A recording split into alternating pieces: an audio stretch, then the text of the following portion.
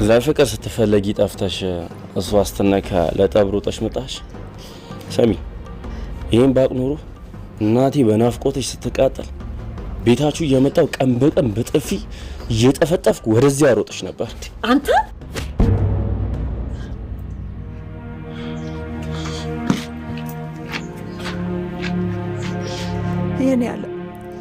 የኔ ይቅርታ አድርጊልኝ።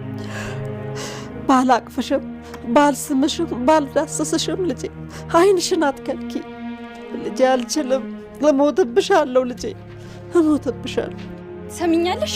አንድ ሞት አይደለም 9 ሞት ነው የምትሆንሽ። ከዚህ በኋላ አጠገቤ እንዳትደርሺ። አላቅሽም፣ አታውቂኝም። ተይ ልጄ፣ ደጋግመሽ አትሁን።